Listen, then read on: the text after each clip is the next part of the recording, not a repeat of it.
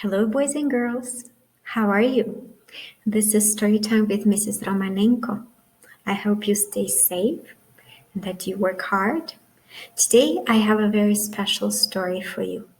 I hope you like it.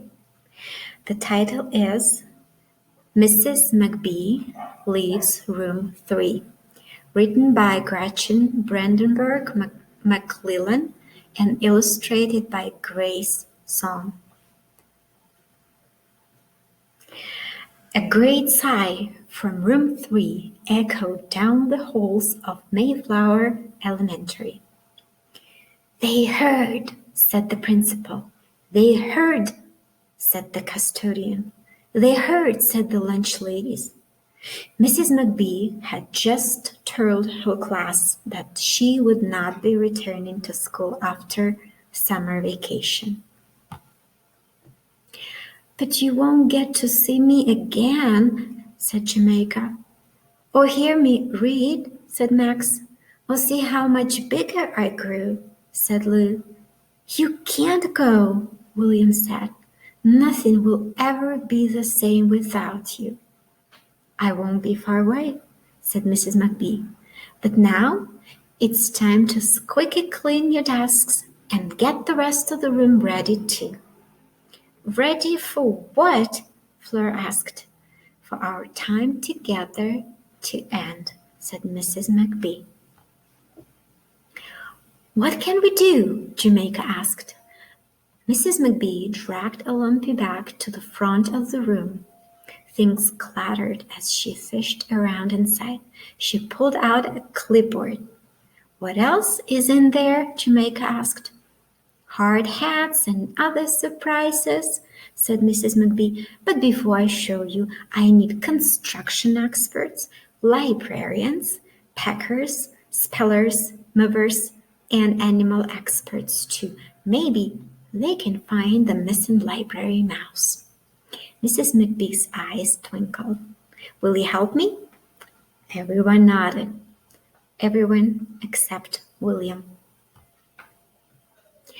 "Who wants to be my assistant?" Mrs. McBee asked. "I do," Jamaica said. Mrs. McBee passed her the clipboard and Jamaica signed up everyone for a team. Everyone except William, who sat with his chin on his knees in the thinking corner. The team got to work. The construction experts made boxes, the librarians organized books. William's not helping, Jamaica told Mrs. McBee. "Give him time, honey," Mrs. McBee said.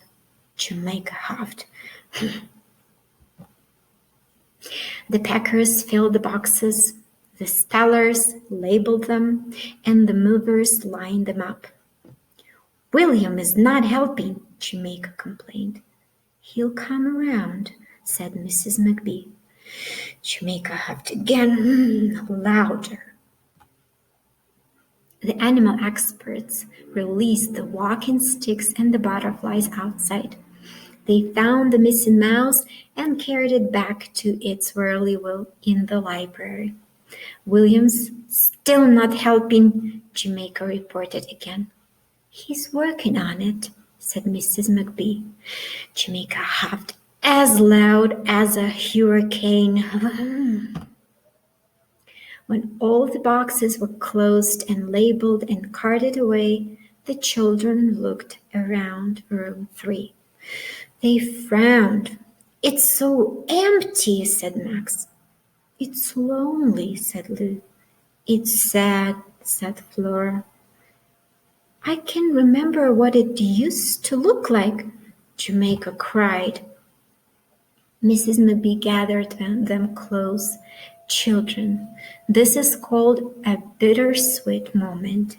It's like swirly ice cream with sad and happy twisted together. We're sad about saying goodbye, but we're happy about what's ahead. Like playing all day and swimming and camping and reading," said Mrs. McBee. "But when summer is over, we'll be back here," Flora said. "Without you." That's true, said Mrs. McBee. But you'll be excited about meeting your new teacher and making new friends in a brand new grade. And you'll have each other too. In the silence that followed, she said, "Thank you all for helping today." Jamaica whipped her arm through the air. "William didn't help," she protested. "Where is that William?" Mrs. McBee asked. Jamaica shrugged and pointed to the big lumpy bag at the front of the room.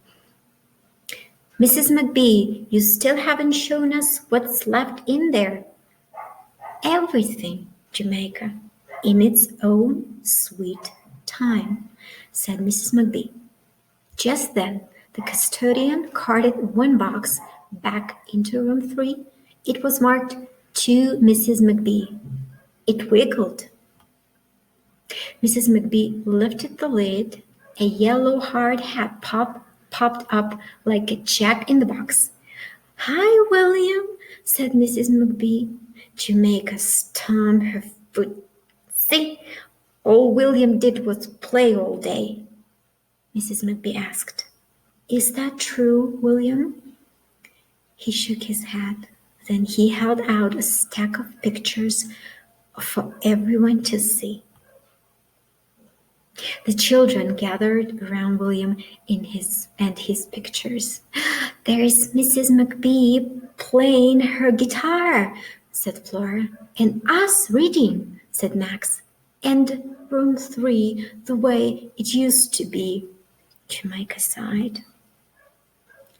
"Mrs. McBee," Jamaica said, "William was helping all alone. He was helping us remember." "I know," said Mrs. McBee. "Every one of you has your own special way of helping, just as every one of you has your own way of saying goodbye." She knocked on the top of William's hard hat and smiled. "I made something else," William said, "but you have to close your eyes." Mrs. McBee squeezed her eyes shut tight. "No peeking," Jamaica said. All the kids signed William's card. "You can look now," the children told Mrs. McBee. Mrs. McBee held the card close. "This is beautiful," she said softly. "But I wasn't the only one who made room 3 special. It was all of us, together, helping each other grow. Room 3 needed the special magic of each and every one of you." She opened her arms wide. "It's time for a McBee hug," she said. The custodian, the principal, and the lunch ladies joined in the hug too. And they topped off the day with swirly ice cream cones. The end. What a wonderful story about identifying our feelings and about the friendship and about saying goodbyes. I hope you liked it, even though it was a bittersweet. I'll see you next time. God bless you.